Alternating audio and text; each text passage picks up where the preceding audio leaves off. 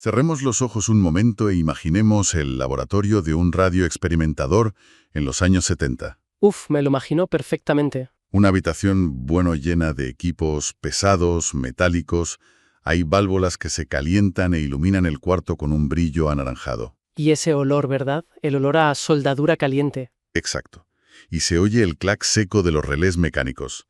Era un lugar donde la potencia y sobre todo la sensibilidad se medían en hardware caro, complejo y muy grande. Un auténtico santuario de la radiofrecuencia, sí, donde cada decibelio de ganancia y cada décima en la figura de ruido, pues se luchaba componente a componente, con pinzas y soldador en mano. Ahí no había control Z si te equivocabas. Ahí no, desde luego, no había botón de deshacer. Pues hoy vamos a analizar la transformación radical de ese laboratorio. Nuestra misión es entender cómo la experimentación en VHF y UHF ha evolucionado desde esa era de válvulas y antenas gigantescas hasta el mundo actual, donde todo ese poder cabe en una mochila y se controla con herramientas como la Raspberry Pi, la radio definida por software y lenguajes como Python. Y para este viaje tenemos una combinación de fuentes fascinante. Por un lado, una joya.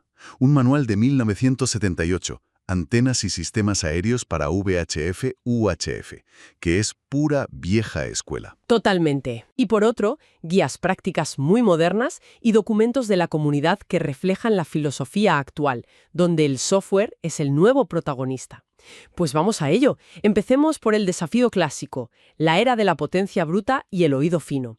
Al abrir el manual del 78, la verdad esperaba encontrar capítulos enteros sobre cómo construir amplificadores descomunales. Claro, lo lógico. Pero me quedé de piedra al leer la primera recomendación del autor. Dice, casi de pasada, que él mismo operaba con solo 100 vatios y que la potencia en estas frecuencias no era lo más importante. Eso va en contra de todo el mito del radioaficionado con la torre más grande. Es que es una declaración de intenciones que define toda una filosofía.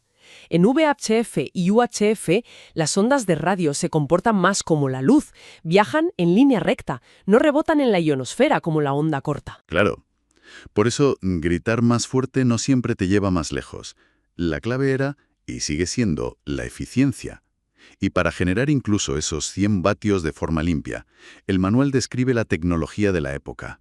Válvulas cerámicas de potencia como las míticas 4X250B, a menudo en configuraciones contrafase. Espera, ¿contrafase o push-pull? Eso suena técnico. ¿Qué es exactamente? Pues es una técnica muy elegante, la verdad.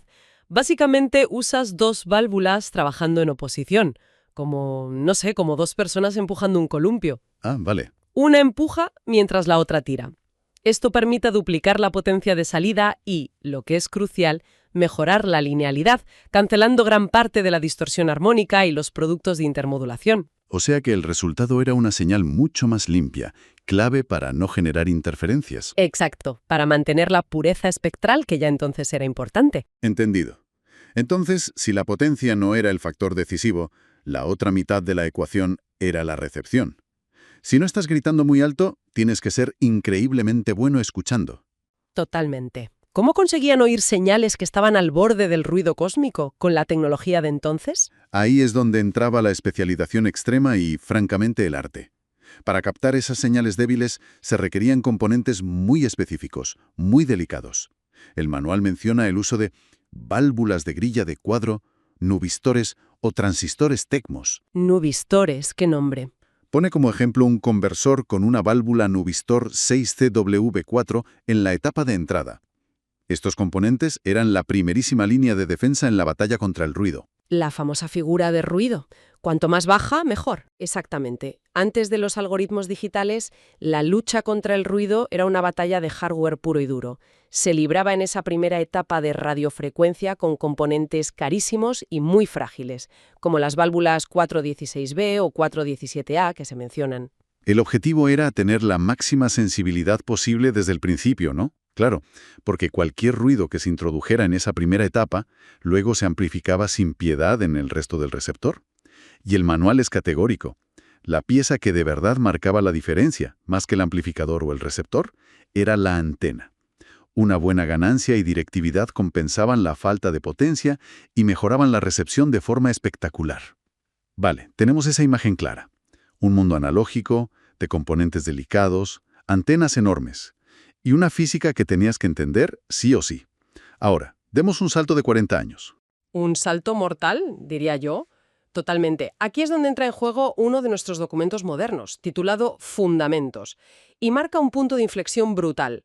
Cito: la radioafición ha evolucionado, y tanto que ha evolucionado. El éter ya no es para la charla casual, sino que funciona como un laboratorio de experimentación a cielo abierto. Es que esa frase lo resume todo. La filosofía ha cambiado por completo. La experimentación ya no se centra en optimizar el último 0,1% de eficiencia de un circuito, No. sino en explorar qué fenómenos completamente nuevos se pueden descubrir o qué se puede hacer con las ondas. Y para ese laboratorio moderno, el documento describe lo que llama el combo creativo. Es el nuevo taller del experimentador. Una Raspberry Pi, un Transcept SDR, mencionan el Pluto SDR, el software GNU Radio y el lenguaje de programación Python. Y este es el nuevo laboratorio, que cabe en la palma de la mano. Ahí está la clave. Lo fascinante de este cambio es la democratización radical de la tecnología. Las fuentes lo describen perfectamente. Por un lado, radios increíblemente asequibles como el Baofeng VV5R, que por menos de 30 euros pusieron un transceptor de VHF-UHF en manos de cualquiera. Sí, ¿eso fue una revolución? Y por otro, microcontroladores como Arduino, ESP32 o la Raspberry Pi, que la fuente define como piezas de Lego para adultos. Es una buena analogía, aunque a veces me pregunto si no se pierde algo. Con las Legos de antes, las válvulas y los transistores, tenías que entender la física de cada componente. Ahora, con una librería de software que lo hace todo por ti, no corremos el riesgo de usar magia negra que no entendemos del todo. Es una objeción muy interesante, ¿eh? Tiene parte de razón.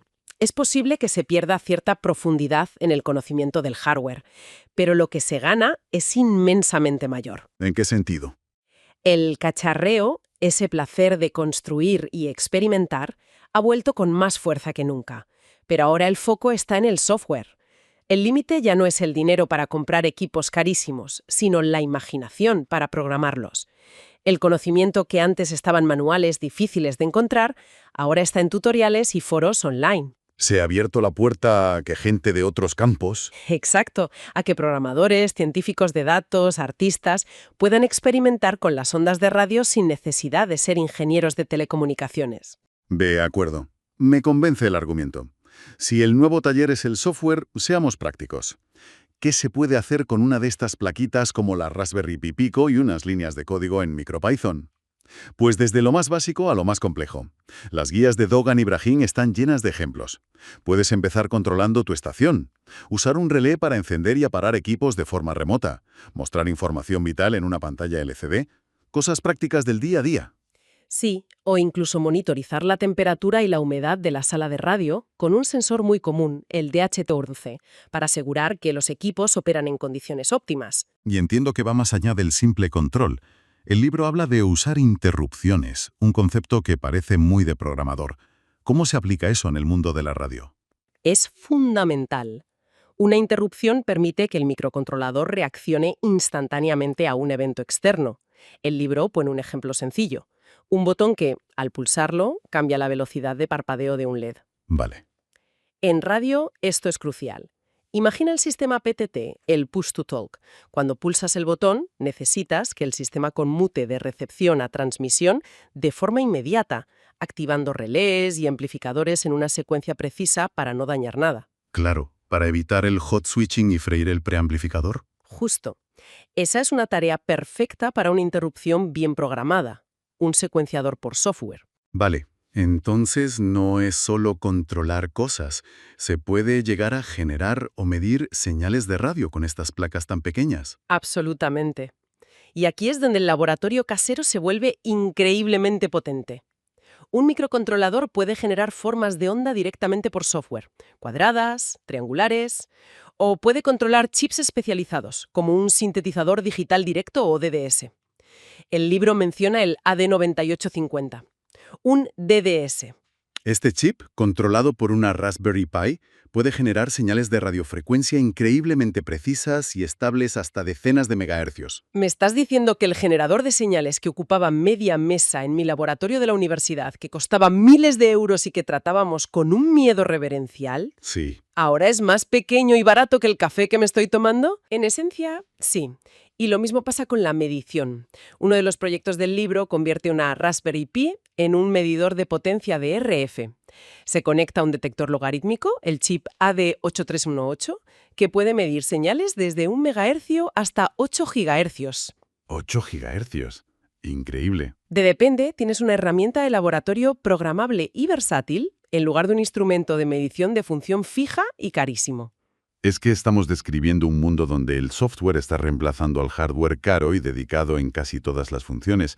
Supongo que esa es la idea fundamental detrás de la radio definida por software, o SDR, ¿no? Llevar todo ese poder del hardware al código. Esa es la clave. El SDR es la culminación de toda esta evolución. Es el punto donde el hardware se reduce a su mínima expresión, básicamente un conversor de analógico a digital y viceversa, y toda la magia de la radio, como filtrar, demodular, amplificar, todo eso pasa a ocurrir en algoritmos que se ejecutan en un ordenador. Y las fuentes mencionan varias opciones que han hecho esto accesible. Para todo el mundo, prácticamente. Exacto. Desde los modestísimos dongles RTL-SDR, que empezaron como sintonizadores de TDT y que la comunidad descubrió que se podían usar como receptores de radio de banda ancha, Basados en el chip Realtek RTL2832U, que fue una feliz casualidad de la ingeniería.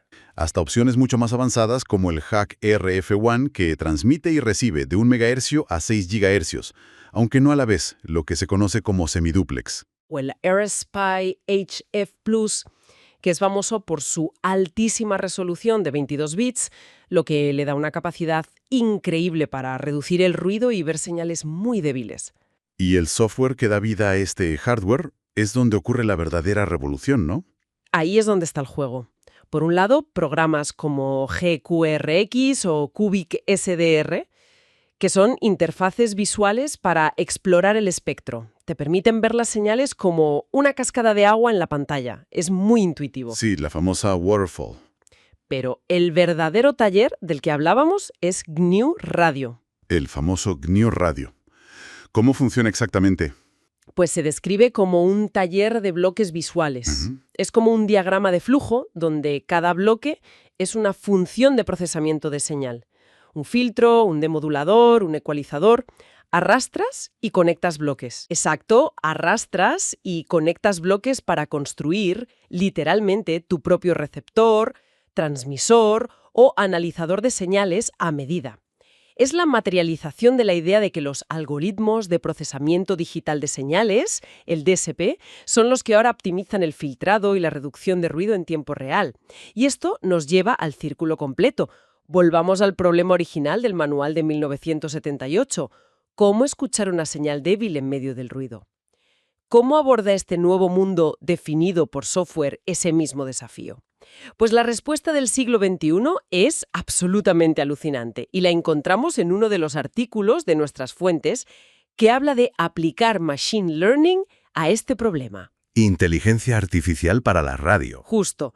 Utilizando Python y librerías como NumPy, se pueden entrenar modelos de inteligencia artificial para que aprendan a distinguir una señal de radio del ruido de fondo. O sea que no es un filtro fijo, preprogramado. Es un filtro que aprende. Exacto.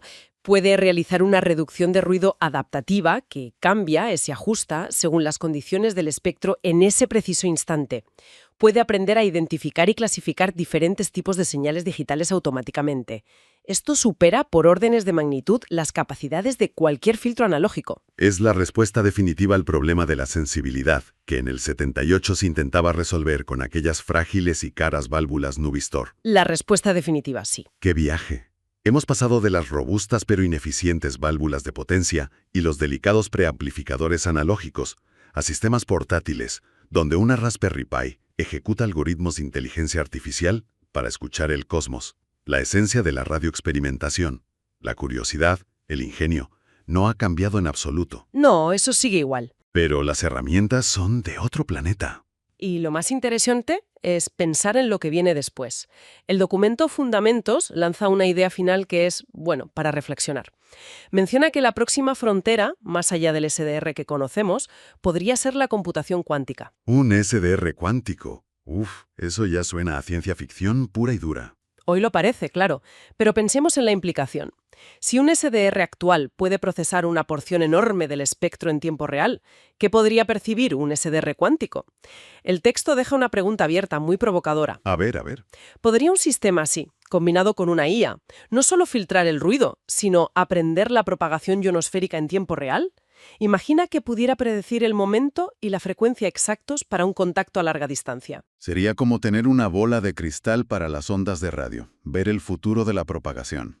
Precisamente, y la pregunta final que nos deja es, ¿qué tipo de comunicaciones o señales que hoy están completamente enterradas muy por debajo del ruido cósmico podrían descubrirse con herramientas que aprovechen principios como la superposición y el entrelazamiento cuántico? Tal vez el universo está lleno de señales que, simplemente, todavía no tenemos la capacidad de escuchar.